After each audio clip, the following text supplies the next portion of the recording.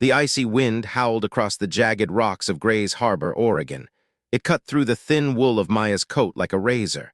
It was 5 in the afternoon, but the sky was already the color of a bruised plum, heavy with rain and the promise of a violent night.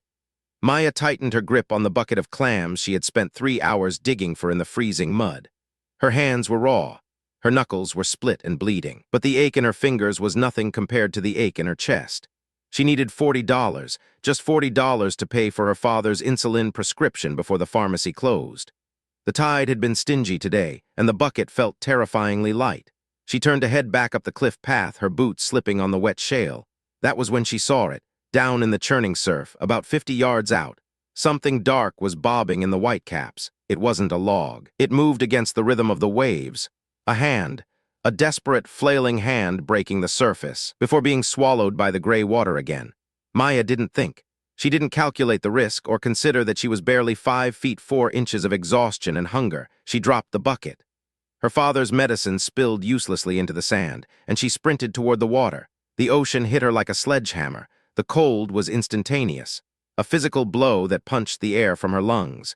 She gasped, swallowing brine, and kicked hard. The waves in the Pacific Northwest don't just push you, they try to drown you.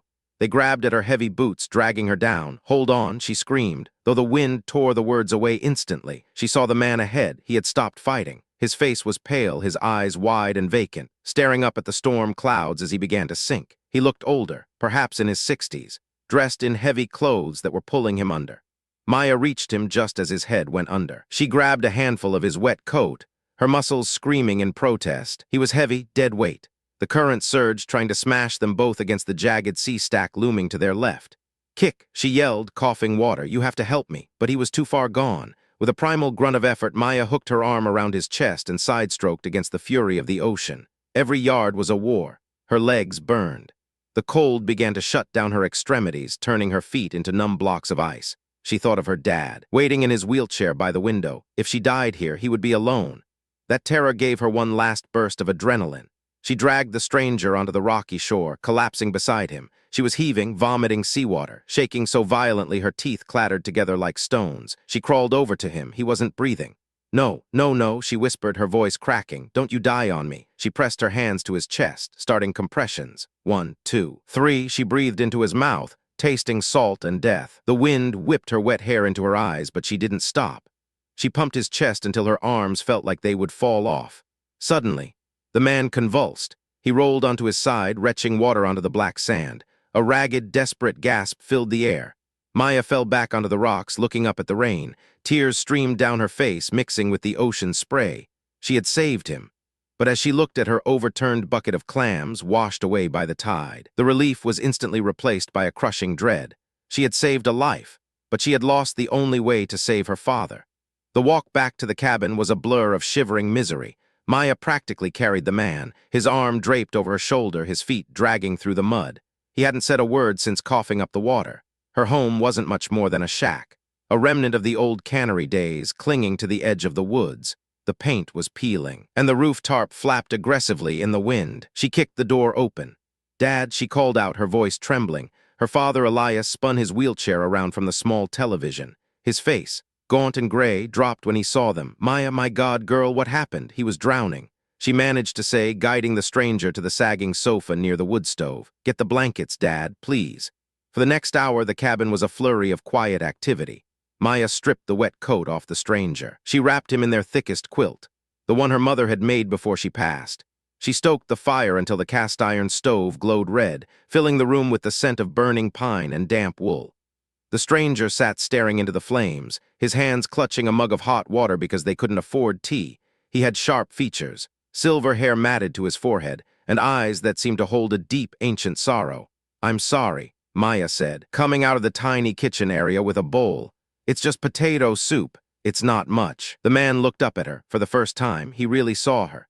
He saw the frayed cuffs of her sweater. He saw the dark circles under her eyes. He saw the way she subtly favored her left leg, which she had bruised on the rocks. And he saw the empty medicine bottles lined up on the counter behind her. He took the bowl. His hands were still shaking, but his voice was steady, deep, and textured like gravel. "This is fit for a king," considering the alternative was swallowing the ocean. Maya managed a weak smile. "I'm Maya. "This is my father, Elias, Arthur," the man said simply. He didn't offer a last name. He didn't explain why he was walking the cliffs alone in a storm. "Arthur," Elias said, wheeling closer. "You're lucky my girl has the heart of a lion. Most folks in this town wouldn't go into that water for a bag of gold."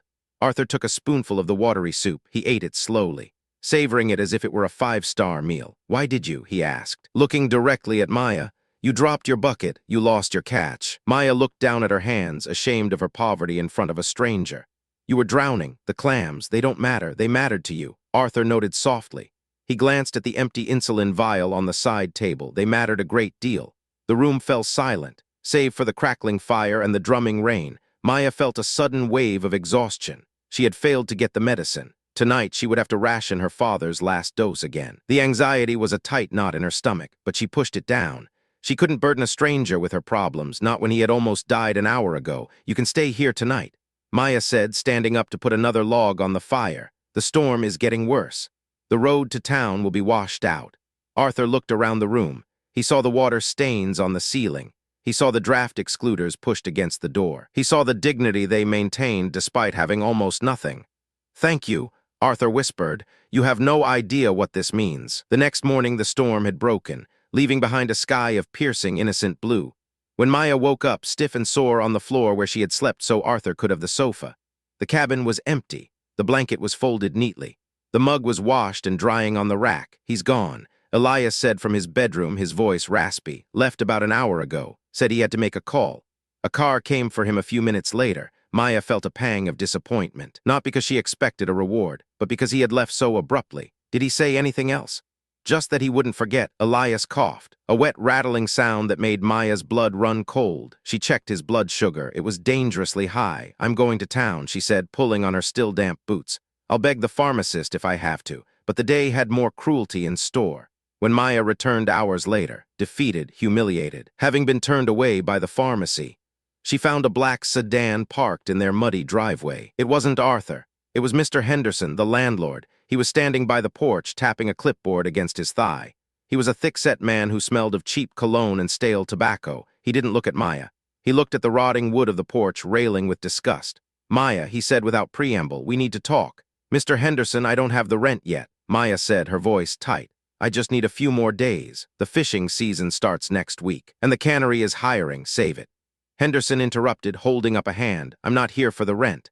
I'm here to tell you I'm selling the plot. A developer from Seattle wants the land for vacation rentals.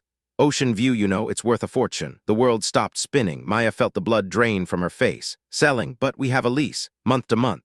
Henderson smirked, pulling a paper from his clipboard. 30 days notice. That's all the law requires. You need to be out by the 1st of the month. "The 1st, Maya choked out. "That's in 3 days. Where are we supposed to go?" "My father is sick. He can't move like that. Not my problem, kid. This is business." He shoved the eviction notice into her hand. "Clean the place out, or the sheriff does it for me." He got into his car and drove off, flinging mud onto Maya's jeans. Maya stood there, trembling. The piece of paper in her hand felt heavier than the drowning man had. This was it. The end of the line. They had no money, no medicine, and now no home. She walked inside, trying to compose her face, but she crumbled the moment she saw her father. She fell to her knees beside his wheelchair, burying her face in his lap, sobbing uncontrollably. "I can't do it, Dad," she wept. I really tried, but we're drowning." Elias stroked her hair with his shaking hand, tears filling his own eyes. "It's okay, baby, we're together. That's what matters." But Maya knew love wouldn't keep the cold out. They were going to be homeless in winter. And for the first time in her life, she had absolutely no fight left in her. 2 days passed. They were days of packing boxes in silence, deciding what memories to keep and what to leave behind because they couldn't carry it all. The cabin looked like a skeleton, stripped of the little warmth it had. It was noon on their final day.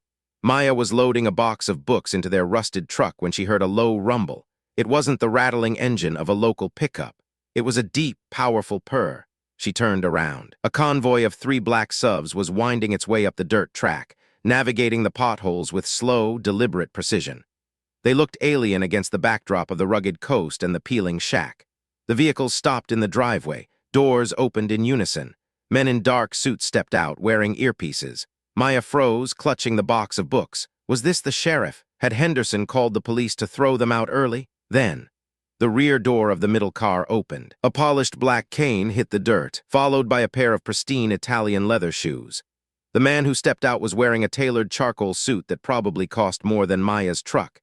He looked powerful, commanding, radiating authority, but when he turned, Maya dropped the box, books spilled into the mud. It was Arthur, but it wasn't the shivering, half-dead man she had dragged from the ocean. This man stood tall, his eyes were sharp and clear. He walked past his security details straight toward Maya. Arthur. She breathed, stunned. "Hello, Maya," he said, a small, genuine smile softening his face. "I apologize for the dramatic entrance. I had some business to attend to." Before she could answer, another car came skidding up the driveway. It was Henderson's sedan. He scrambled out, looking sweaty and panicked. He must have heard about the high-profile visitors. "Hey," Henderson yelled, marching up the drive. "What's going on here? This is private property. Who are you people?" One of Arthur's security guards stepped forward, a silent wall of muscle. But Arthur raised a hand. He turned slowly to face the landlord. The look in Arthur's eyes was colder than the ocean had been. "Mr. Henderson, I presume?" Arthur's voice was calm but dangerous. "Yeah, I'm the owner." Henderson puffed his chest out, though he looked nervous. "And these two are being evicted, so unless you're the moving company, get off my land." Arthur laughed. It was a dry, humorless sound. "Your land." He reached into his jacket pocket and pulled out a folded document. "I believe you listed this parcel for sale with the county registrar this morning, to a holding company called Apex Horizons." "Yeah, so what? They bought it cash. Deal's done." "Correct." Arthur said, "I am Apex Horizons. I bought the land, all of it, the cabin, the woods, the coastline for 3 miles in either direction." Henderson's jaw dropped. You're the buyer?" Arthur took a step closer to Henderson. "And as the new owner, my first act of business is to terminate your management of this property effective immediately. Now get in your car and leave, before I have my lawyers audit every single lease you've held in this county for the last 20 years. Henderson turned pale. He looked from Arthur to the menacing guards, then scrambled back to his car without a word. Tires spun in the mud as he fled. Maya stood paralyzed. She looked at Arthur, her mind struggling to catch up. You bought the house?" Arthur turned back to her, his expression softening into deep tenderness. "Maya, I didn't just buy the house." Arthur gestured for Maya to follow him. "Walk with me," he said gently. They walked to the edge of the cliff, overlooking the spot where she had saved him. The ocean was calm today, the sun glittering on the water like scattered diamonds. "My name is Arthur Sterling." He began, looking out at the horizon. "I founded Sterling Industries 40 years ago. I have money, Maya, more than I know what to do with, but 2 years ago I lost my wife. Since then I've been drifting. I came here to see the ocean she loved, and honestly, I didn't care if I slipped into it." He turned to her, placing a hand on her shoulder. "When I was in that water, I gave up, but you didn't. You fought for me when I wouldn't fight for myself. You brought me into your home, you fed me your last meal, and you didn't ask for a single thing in return. You didn't know I was a billionaire. You just saw a human being in pain." He signaled to one of his assistants, who stepped forward with a thick envelope and a small cooler box. Arthur handed the cooler to Maya first. She opened it. Inside were 12 months' worth of insulin, packed in ice. "That's for Elias," Arthur said, "and I've arranged for a specialist from Portland to come here twice a week for his physical therapy. All expenses paid." Forever, tears welled up in Maya's eyes, hot and fast. She couldn't speak, she just clutched the cooler to her chest. "And this?" Arthur handed her the envelope. "Is for you." Maya opened it with trembling fingers. Inside was a deed, the deed to the cabin and the land, but underneath it was a check. The amount made her knees buckle. $1 million. "I can't," she gasped, trying to hand it back. "Arthur, this is too much. I can't take this." Arthur closed her hands around the envelope. "It is not charity, Maya. It is a debt paid. You gave me back my life. This is me giving you yours. Fix up the cabin, go to school, buy a boat, do whatever you want, but never ever worry about freezing in the dark again." Maya looked at him, and then back at the cabin where her father was watching from the window. The weight that had been crushing her chest for years, the fear, the poverty, the desperation, suddenly evaporated. She stepped forward and hugged the billionaire. It wasn't a polite hug. It was a desperate embrace of gratitude. Arthur hesitated, then hugged her back tightly, closing his eyes. "Thank you," she sobbed into his expensive suit. "No," Arthur whispered, his voice thick with emotion. "Thank you for saving me." In a world that often rewards greed, it was a simple act of kindness in the freezing rain that changed everything. Maya saved a stranger, and in return, the stranger saved her world. Thanks for watching. If this story touched your heart, please subscribe and visit the channel for more real-life stories.